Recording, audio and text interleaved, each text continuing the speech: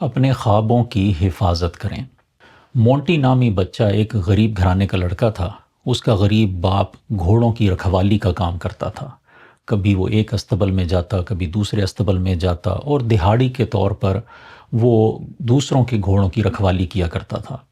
ان کے پاس رہنے کا گھر بھی نہیں تھا، بلکہ وہ ایک ٹرک نما وین میں رہتے تھے۔ اور جب اس کا باپ کبھی دور دراز کے علاقے میں جاتا تو مونٹی کو بھی ساتھ جانا پڑتا۔ اس طرح اس کے اسکول کی اسٹڈیز کا بھی کافی حرج ہوتا تھا۔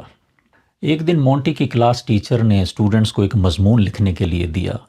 مضمون یہ تھا کہ میں بڑا ہو کر کیا بننا چاہتا ہوں، کیا کرنا چاہتا ہوں۔ مونٹی نے وہ مضمون بڑے ہی شوق سے لکھا، اور اس نے اپنے مضمون میں لکھا کہ میں بڑا ہو کر گھوڑوں کا ایک ماہر ٹرینر بننا چاہتا ہوں، اور میرا 200 ایکڑ پر پھیلا ہوا گھوڑوں کی ٹریننگ کا فارم ہوگا، اور اس کے بیچ میں 4000 مربع فٹ کا میرا گھر بھی ہوگا۔ اس میں گھوڑوں کے دوڑنے کا ٹریک ہوگا، اس میں گھوڑوں کی ٹریننگ کا میدان ہوگا، گھوڑوں کے رہنے کی جگہ ہوگی۔ مونٹی نے اس مضمون میں ایک نقشہ بھی بنایا جہاں پر یہ ساری چیزیں، اور اپنا اس نے گھر بھی دکھایا۔ اسے بڑی امید تھی کہ اسے بڑے اچھے مارکس ملیں گے، لیکن جب رزلٹ آیا تو ٹیچر نے اس پر ریڈ مارکر سے ایف لکھا، فیل، اور ساتھ یہ نوٹ لکھا کہ یہ مضمون حقیقت پر مبنی نہیں بلکہ ایک غیر حقیقی خواب ہے۔ مونٹی اپنی ٹیچر سے ملا اور ایف گریڈ کی وجہ پوچھی تو ٹیچر نے کہا کہ دیکھو، حقیقت پسندانہ مضمون لکھنا چاہیے تمہیں۔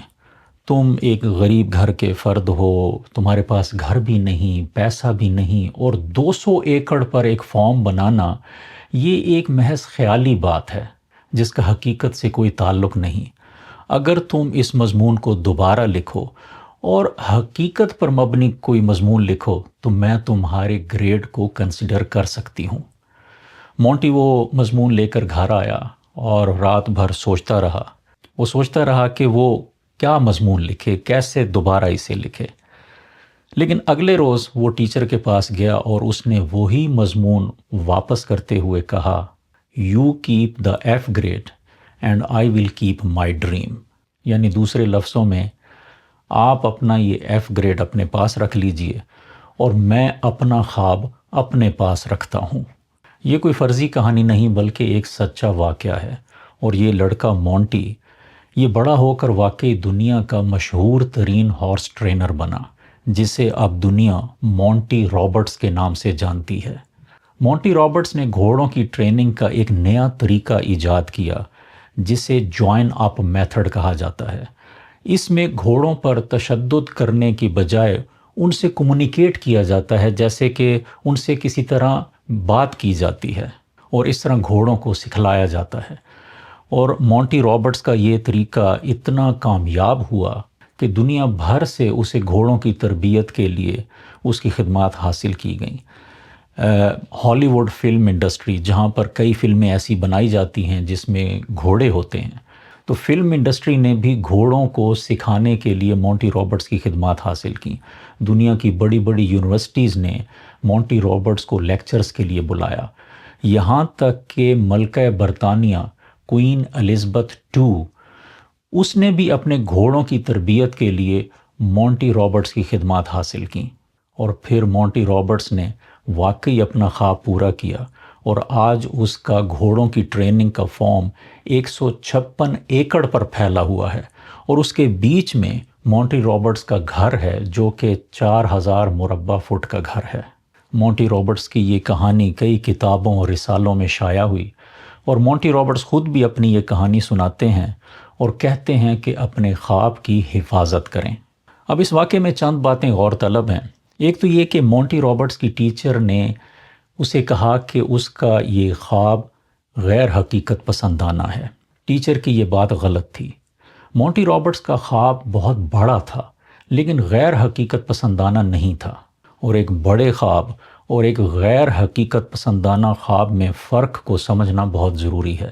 فار ایگزامپل، اگر برِ صغیر کا ایک عام شہری یہ خواب دیکھتا ہے کہ وہ برطانیہ کا بادشاہ بنے گا، یا عرب کا سلطان بنے گا یا کویت کا امیر بنے گا، تو اس خواب کو کہا جا سکتا ہے کہ یہ غیر حقیقت پسندانہ ہے۔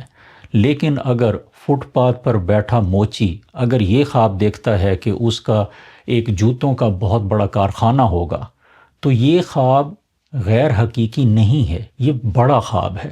اگر ایک چھابڑی فروش یہ خواب دیکھتا ہے کہ وہ ملٹی چین سپر سٹور بنائے گا، تو یہ خواب بھی غیر حقیقی نہیں ہے، یہ صرف بہت بڑا خواب ہے۔ اور دنیا میں بہت سے ایسے واقعات ہیں کہ عام سے لوگوں نے بڑے بڑے خواب دیکھے اور پھر ان خوابوں پر وہ ڈٹے رہے اور بالآخر انہوں نے ان خوابوں کو سچا کر دکھایا۔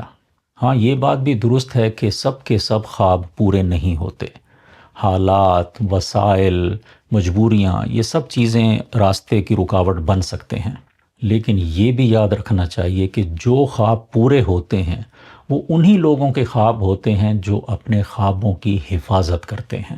وہ وقتی مسائل یا عارضی فوائد پر اپنے خوابوں کی سودا بازی نہیں کرتے، وہ بڑے خواب دیکھتے ہیں اور پھر ان پر ڈٹ جاتے ہیں۔ جو لوگ یقین اور توکل کے ساتھ اپنے خوابوں پر ڈٹ جاتے ہیں اور انہیں حاصل کرنے کے لیے محنت کرتے رہتے ہیں، تو پھر قدرت بھی ان خوابوں کے حصول کے راستے کی راہیں ہموار کرتی رہتی ہے، کیونکہ اللہ تعالیٰ کے ارشاد کا مفہوم بھی یہی ہے کہ اللہ انہی کی حالت کو بدلتا ہے جو اپنی حالت کو خود بدلنے کی کوشش کرتے ہیں۔ تو اپنے خواب اپنے پاس رکھیں، ان کی حفاظت کریں، بڑے سے بڑے خواب دیکھیں اور یقین اور توکل کے ساتھ انہیں حاصل کرنے کی کوشش کرتے رہیں۔ مجھے اپنی دعاؤں میں یاد رکھیں۔ السلام علیکم۔